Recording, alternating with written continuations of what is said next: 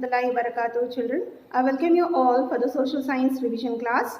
So today let us study about history. What is history?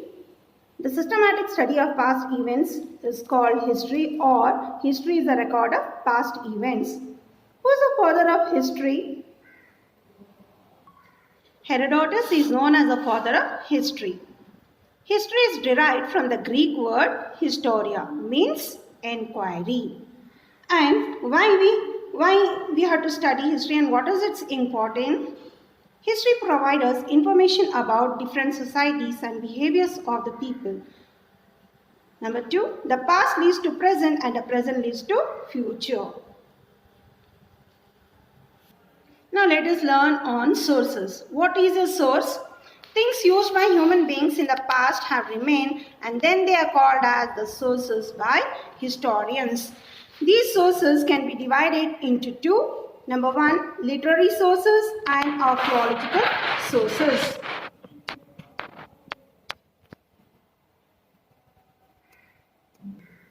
Sources of history, it's divided into two. First one, it's called the literary sources and archaeological sources. Literary sources is divided again into two, that is called written literature and oral literature.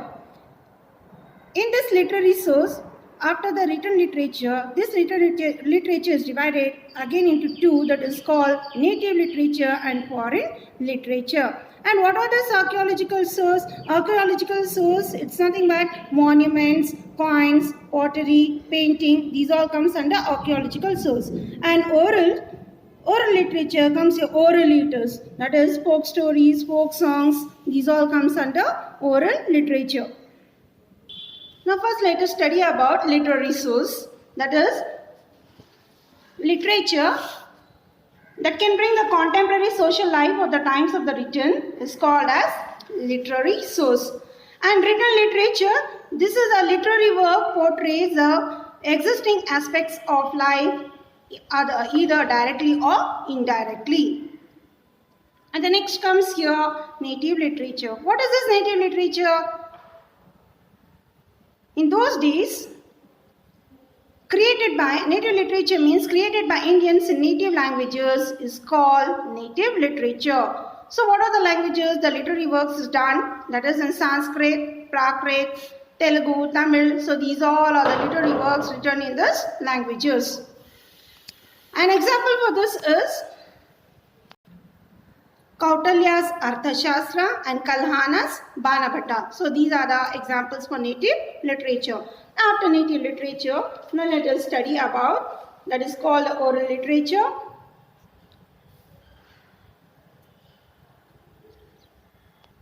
Now let us study about the foreign literature.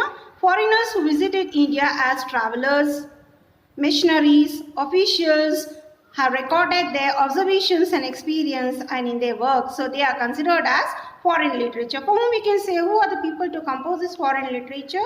Megasthenes.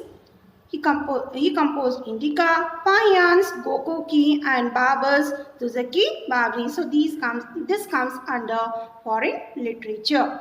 And after foreign literature, let us move on to oral literature. What is this oral literature? The beginning of human life. Human beings are passing on the experience in form of stories. So they keep on saying orally. So that comes under the oral literature. An example for this is folk story like Panchatantra, Tenali Rama story. These all comes under oral literature. Folk song, ballads about the great hero and the folk legends. These all comes under oral literature.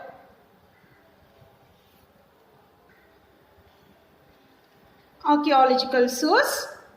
These are available not only on the surface of the earth but also hidden deep in the depth of the earth. And archaeology, what is archaeology? Archaeology is the study of the human past using material remains. A person who study of human history and prehistory is called archaeologist. In this archaeological source, inscriptions, coins, monuments and other ruins. The inscription means that engraved writing. Inscriptions written on stone, metal, ivory or the terracotta. Terracotta is nothing but the earthen weapons. Okay. An example for this is Ashoka's inscription.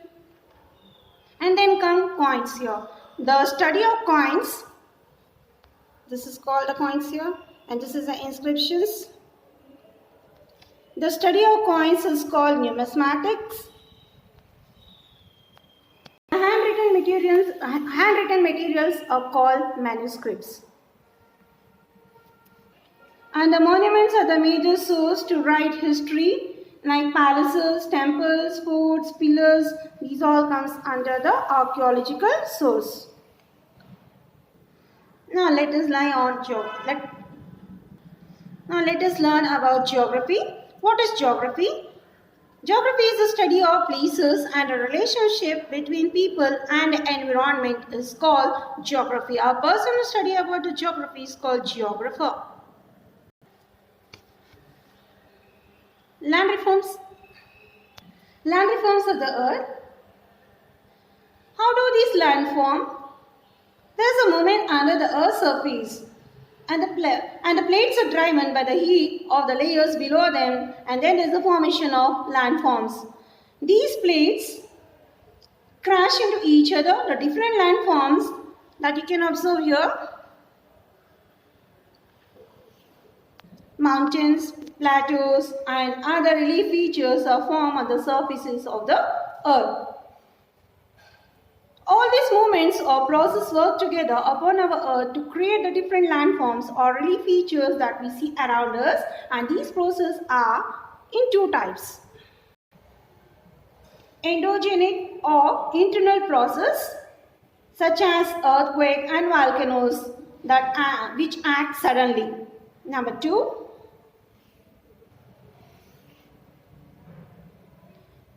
exogenic or external process, such as wind, rain, ice, which act very slowly. The first one, endogenic, I said internal process here, which is very fast, and the second one is slow process. The landforms on the earth's surface are mainly classified into 3 types: mountains, plateaus, and plains. The first is mountains. The mountains are the most striking of all landforms. So you can see the shape of this mountain. How it is? A mountain should have steep slope, sharp edges, you can observe, right? And a peak or peaks. There are 3 types of mountains based on how they are formed. Number 1, called fold mountains, block mountains, and volcanic mountains. So these are the 3 types of mountains on a mountain. The first, fold mountains. Fold mountains are formed due to the collision of the earth tectonic plates. Number 2, block mountains are formed when 2 plates pushing against each other causes pressure to build, resulting in a fracture. That is called block mountains. And the third, volcanic mountains are cone-shaped mountains which are formed by volcanoes. Volcanic mountains. Lava and the gases are thrown up by a vent in the earth's surface. This is the vent, and here you can see the gases are thrown up by this mountain in the earth's surface, and this is a lava often solidifies and forms a mountain around the vent. So this is known as volcanic mountain. An example for this, Mount Fuji, the highest mountain in Japan. It's the best example for volcanic mountain. Why mountains are important? Mountains are important because they form an ecosystem wherever they occur. People depend on them for many reasons. Mountains are also a source of minerals. The Himalayan mountains act as a barrier and prevent the icy cold winds of the north from entering our country. The next we'll learn about the plateaus. A plateau is a broad and level stretch of land which rises abruptly from the adjoining area. There are 3 types of plateaus: intermountain plateau, lava plateau, and crustal plateau. What is intermountain plateau? A high intermountain plateau, a high plateau surrounded by mountains. So these on the plateau we can see this is a formation of the plateaus that are formed surrounded by mountains. And lava plateau, they are formed by the lava that flows from the vents of volcano. After the bursting of when the vent get open, what all the inner materials have been present that start flowing, and then there is a formation of lava plateau. And crustal plateau, these are formed when the magma below the lithosphere pushes the crust on top but unable to break through. This is called crustal plateau. So this is by the magma that comes to the top layer of the earth, lithosphere. And why plateaus are important? Most of the plateaus are rich in minerals. So for this, in India, Chota Nagpur Plateau is abundant in coal, iron ore, mica, etc. And also, the waterfalls on these plateaus are often used for hydroelectric power. This is the best example for plateaus. Plains. Plains are low and relatively flat area of the Earth's surface. There are three types of plains: tectonic plains, erosional plains, and depositional plains.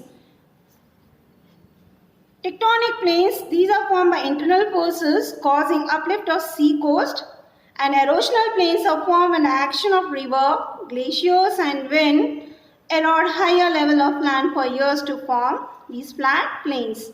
Depositional plains are formed by accumulation of deposit. There are many kinds like alluvial soil, etc. And why plains are important? Because water, the basic need for living beings, everyone needs the water for living a life. And the level of land helps in building houses for the purpose of transporting roads and railway. And fertile soil, plains, especially for agriculture.